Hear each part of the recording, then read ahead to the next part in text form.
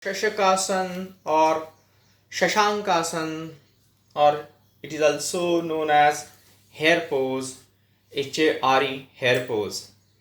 So, Shashankasan or hair pose, this is basically, it is also known as a rabbit pose. Here is rabbit. Some people they say it as a moon pose, and some people say it as a Shashankasan or Shashakasan. So the base of this that one should know Dandasan, one should able to sit in Dandasan first straight, then one should also have a practice of thunderbolt position or the what we say as a Vajrasan. So here in Shashankasan also the back portion should be such that your back should be resting on the heels. Your toes are touched to each other, big toes are touched to each other. Rest on the back and your vertebral column should be straight. The only difference between the thunderbolt position and the starting of the Shashankasan or hair pose is that you should have a distance of a feet between your both the knees, where you have a triangle between the knees and your toes. So there is a triangle, and you will find that in this position you already may have a challenge if you have any abdomen challenges already, or any stomach or any alimentary canal surgery if you went before, then please don't do it. Those who have knee problem or knee challenges, please don't do it. It is not recommended for pregnant ladies. So very important. So for how to do for Shashankasan, first we saw about contraindications. Second is how to go for Shashankasan is that first always sit in this position. Even if you sit in this position itself is a very good relief. This is also a concentration position. It's a common for Uttana Mandukasana as well as for Shashankasan or hair pose. So here you will find that after some time you may have an ache in the ankle, or you may have an ache in your calf. So that is very fine.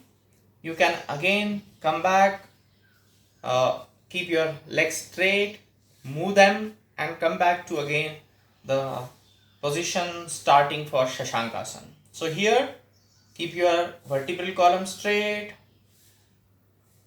breathe out,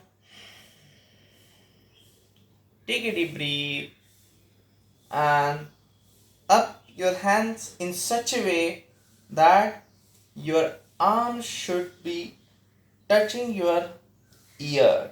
This way, breathe in very slowly with the breathe out without lifting the back, keeping your both hands together with ear. Try to touch the forehead to the ground. Breathe out completely.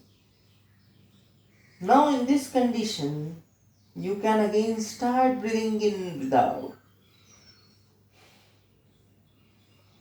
And observe the massaging you have because of the movement of this diaphragm up and down. Observe that. Observe the stretch you have in your knee. A lot of stretch. And observe the difficulty you have in breathing and breathe out. As a principle, if you get yourself into a position where you have difficulty in breathe in and breathe out, and you try to breathe in and breathe out, you get the health. So that is one principle which is used in yoga, where you be in some position where difficulty in breathe in, breathe out, and try to breathe in and breathe out. This particular condition is actually Sthiram Sukham Asanam, where you get the sigh of relief in this position. Try to feel, if you try to think of your action items for a day, you won't able to think because maybe your knees are paining, your back is paining, you cannot think of that. You only can think of to come back. Breathe out and slowly breathe in. And breathe out. One of the best position for releasing anxiety, for getting away from depression, for increasing memory because it flushes the blood into head. It is the asana which gives a massaging to all internal organs, especially alimentary canal, and it is an asana for giving health to the lumbar portion of our vertebral column. Needless to say that those who have knee pain, they should not do it. Also, there is a sciatic muscle or sciatic vein which gets a flow to this. As a result of it, if it is the starting of sciatica, this is very helpful. Also, there is a stretch in the vertebral column. As a result of it, it actually gives a massage to complete vertebral column right from the neck to the sacrum, and it partially stop the unnecessary or unrequired blood flow to the legs. As a result of it, you will find that your mood will get elevated. So as a mood elevator, after probably some time, maybe after 20-25 minutes in the morning, every day, if you do it for 3 minutes or 5 minutes to up to 5 minutes, it is a very good mood enhancer. So this was the Shashankasan.